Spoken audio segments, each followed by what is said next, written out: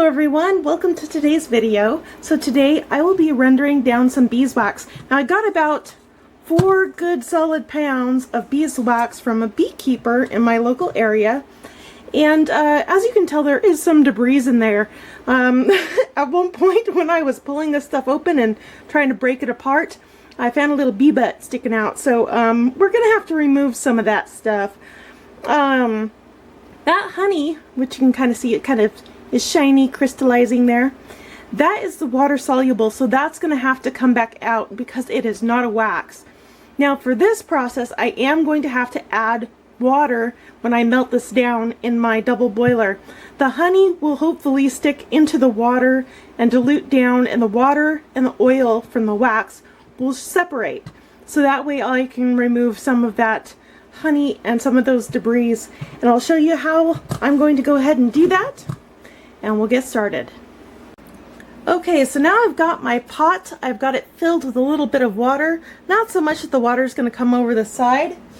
I'm going to go ahead and add a little bit of water to my beeswax, and hopefully that water is going to extract some of that honey. I'm going to go ahead and try and add a little bit more water in there. There we go, and then this is going to melt. This process isn't going to burn. I've got it on a lower heat, so this water should only simmer in here, and that should melt everything in the pot. And we'll be back as soon as that is completely melted and liquefied, and we'll pour it into another container and strain it out. This is what happens when you splash water on things. It's melting. It goes to melting away to nothing.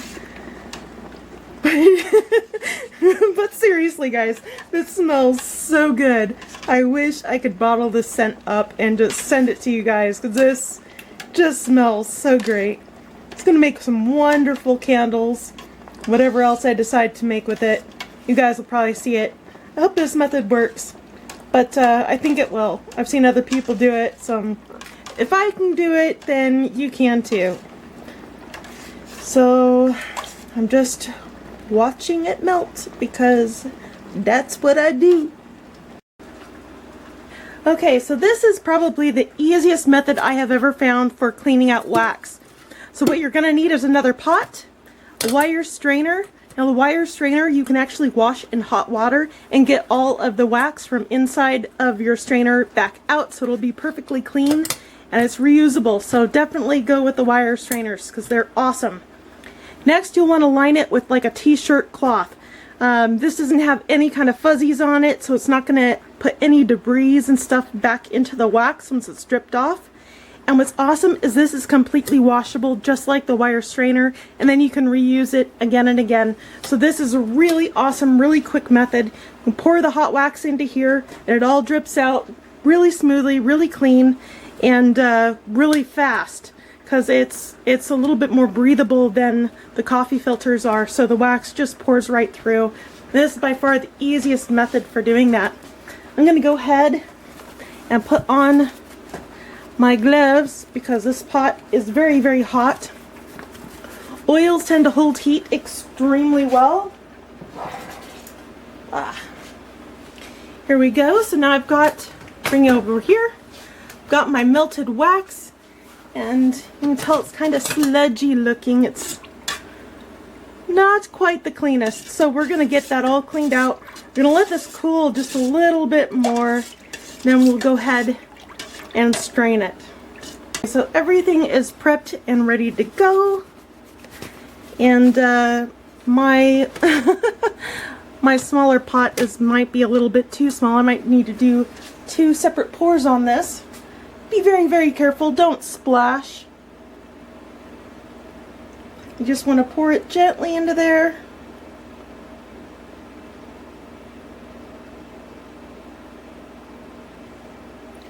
That's just beautiful. As you can tell, it drains really quick. It's awesome. I love this method. It's by far my favorite way to do this.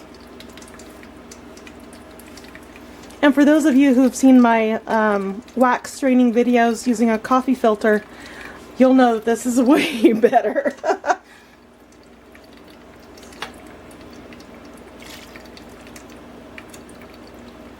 It doesn't take anywhere near as long.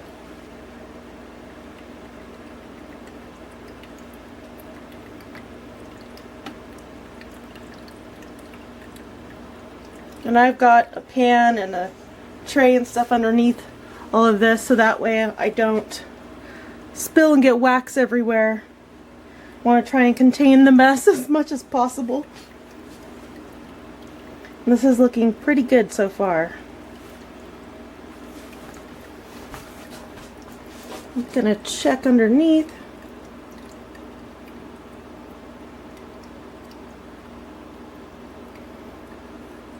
It looks like my container might be a little bit full, so after this pours out, go ahead and get this into my molds.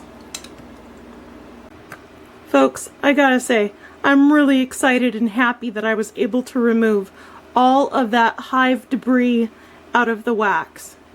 I hope this gives you an idea just how well this method works in removing debris within your waxes. I'm going to go ahead and start pouring out my wax into my bread pans. Now this works really, really well because the wax just pops right out of these things. It's really amazing. Then I will go ahead and set these in my fridge where they will cool off and solidify, and we'll go from there. It has been a couple days since I made my bricks. They've just been sitting in my bread tins, so we're just going to go ahead and get ready to tap those out. As they've cooled, they kind of shrunk, so that's kind of the nature of wax. So we'll go ahead and just tap that out, and that turned out really beautiful, really clean. There appears to be nothing in there, so I'm really excited. I'm going to set this off to the side. I'm going to pop out my second tin. Hopefully it has the same results. And it does. This is just really pretty, you guys. Very good usable beeswax. Now when I got down to the last bit of my batch, which took me a little bit, I started to see the water and wax separation. So this might have a few bubbles of water in the back. I'm not sure, but we'll find out. That's why I grabbed this bigger tray. There is just a little bit of water on this one. So this one, I'm going to need to scrape those areas off so all that water comes back out. So I've got a knife here. I'm just going to carefully just kind of scrape that area because you don't want to have any water in your wax because water is an impurity, and when making candles that will actually make your candle explode.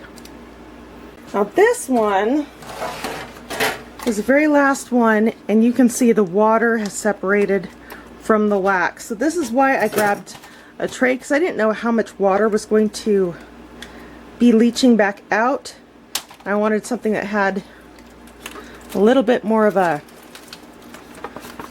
base to it, so that way you could get all that water out. So you can see that this water is a little bit of a yellow color. That is because that water has pulled out that honey. And this is really flat, so it doesn't even have the markings that this one does because the water and the wax separated. So that's really cool. I'm really glad that that turned out exactly as I'd hoped it would. And then I can set this off to the side so it'll dry. And then later on I can make these into smaller bricks. I can actually take these pieces of wax back out of the water and let them dry, and these are still going to be usable. Now that these bricks of wax are finally done, they're cleaned out, they're strained, the water has separated from them, I can actually go ahead and melt these again at a later point, make candles, and whatever else I need to do with these. So if you like this video, come back for more tips and tricks later on, because this is a really cool life skill. Bye now.